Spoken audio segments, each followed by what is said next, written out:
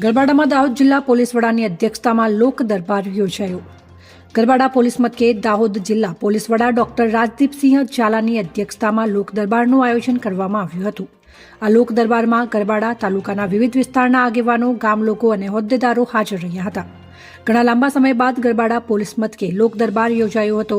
આ લોક દરબાર કાર્યક્રમમાં દાહોદ જિલ્લા પોલીસ વડા ડોક્ટર રાજદીપસિંહ ઝાલા દ્વારા ગરબાડા તાલુકાના વિવિધ વિસ્તારોમાંથી આવેલા આગેવાનો, હોદ્દેદારોના પ્રશ્નો તેમજ ગરબાડા પોલીસ સ્ટેશન વિસ્તારની સમસ્યાઓ રૂબરૂ સાંભળી હતી.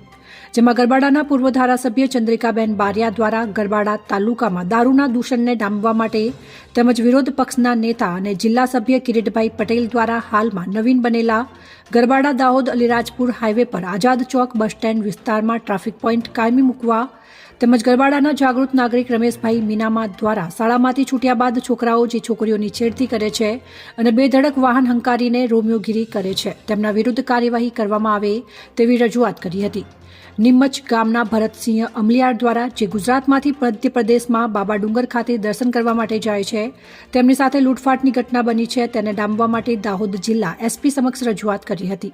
લોક દરબારમાં આવેલ સમગ્ર લોકોની રજૂઆતો સાંભળીને દાહોદ જિલ્લા પોલીસ વડા રાજદીપસિંહ ઝાલા દ્વારા રોમિયોગીરી, લૂંટફાટની ઘટનાઓ, મધ્યપ્રદેશમાંથી દારૂ લાવતા અસામાજિક તત્વો ઉપર ડ્રોન દ્વારા કાર્યવાહી કરવા માટે ગરબાડા પોલીસને સૂચન કર્યું હતું.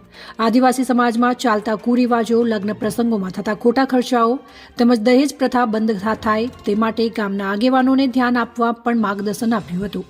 ઉલ્લેખનીય છે કે ગરબાડા પોલીસ દ્વારા થોડા સમય પહેલા જે ટ્રાફિકની ડ્રાઈવ ચલાવવામાં આવી છે જેની નોંધ દાહોદ પોલીસ વડાએ લીધી હતી. તેમની કામગીરીને બિરદાવી હતી અને આ લોક દરબાર કાર્યક્રમમાં ધારાસભ્ય મહેન્દ્રભાઈ ભાભોર, તાલુકા પંચાયત પ્રમુખ મયુરભાઈ ભાભોર, તાલુકા સભ્યો, જિલ્લા સભ્યો, સરપંચો, આગેવાનો તેમજ ગામ લોકો મોટી સંખ્યામાં ઉપસ્થિત રહ્યા હતા. અહેવાલ માજુભાઈ બારિયા, દાહોદ જિલ્લા બ્યુરો ચીફ.